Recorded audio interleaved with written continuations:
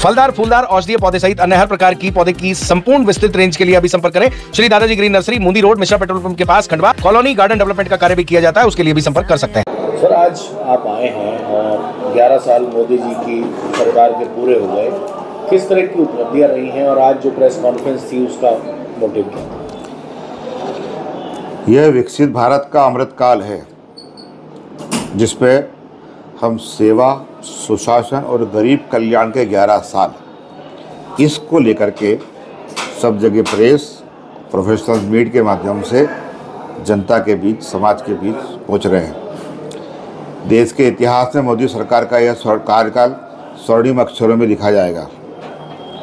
विकसित भारत और आत्मनिर्भर भारत संकल्प से सिद्धि तक का यह स्वर्णिम काल है। इसमें सुरक्षा के क्षेत्र में आत्मनिर्भर हुए। सुरक्षा के साथ साथ हमने केवल सुरक्षा आत्मनिर्भर नहीं तो निर्यात करके भी सुरक्षा उपकरणों का और भारत की एक समृद्ध देश की दृष्टि से खड़ा हुआ है। मातृशक्ति के माध्यम से देश की आधी आबादी है। यह आधी आबादी की सशक्त भूमिका भारत के विकास में हो और इसे विकास की परिधि से निकलकर महिलाएं आज विकास के केंद्र में खड़ी हो रही हैं और इसलिए उनके लिए भी महिलाओं को सशक्त करने के लिए स्व सहायता समूह के माध्यम से, मातृशक्ति वंदन योजना के माध्यम से 33% लोकसभा विधानसभा में आरक्षण की बात कह के माननीय मोदी जी ने ये कहा, साबित किया है कि महिलाएं इस देश में पूर्व में भी अग्रणी रही है विकास के काम में, आगे उनकी भूमिका तय है।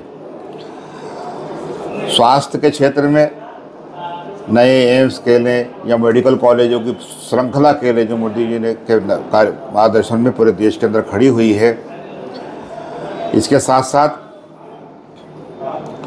देश के आम नागरिक को 5 लाख तक का इलाज यह मुफ्त हो सके, उस गरीब के परिवार को बिखरने से बचाया जा सके जो घर का एकमात्र मुखिया होता है। और इसलिए ये आयुष्मान कार्ड योजना ये पूरे वरदान बन करके आगे आई है। करोड़ों लाभार्थी इससे लाभ लिया हुआ। और इसी आयुष्मान कार्ड योजना के पूर्व में हमने 70 वर्ष से अधिक आयु के सभी बुजुर्ग, उन सबको भी अभी शामिल किया है।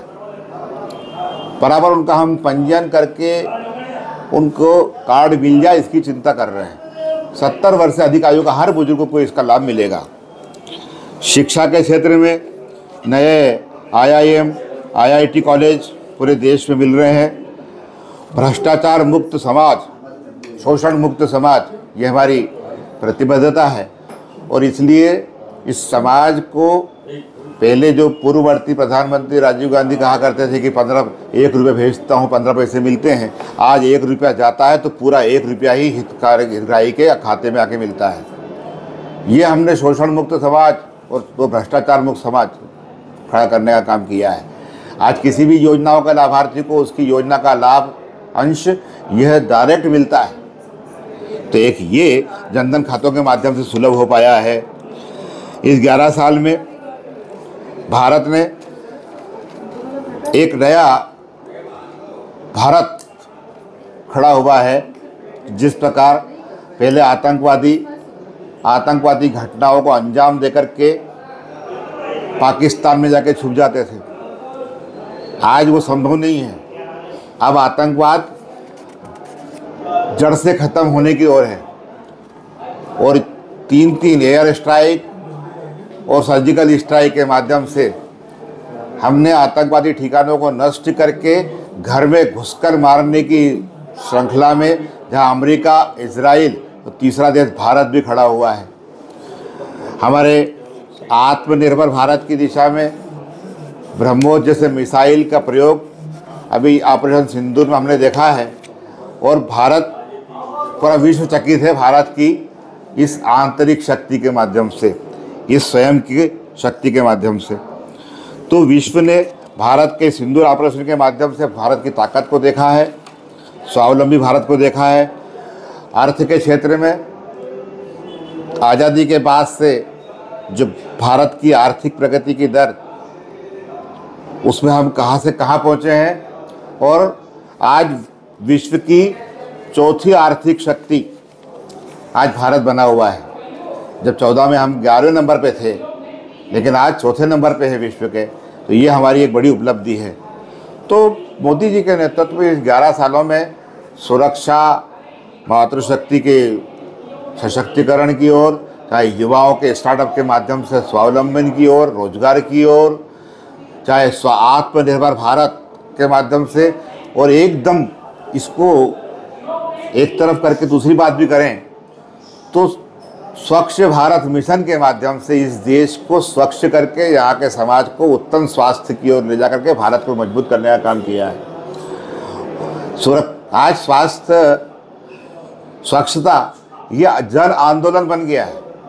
आज स्वच्छता ये लोगों ने अपने जन्मदिन पर, अपने कार्यक्रमों में शामिल करने का काम किया है, और इसलिए स्वच्छता एक आंदोलन बन करके समाज को नई शक्ति दे रहा है।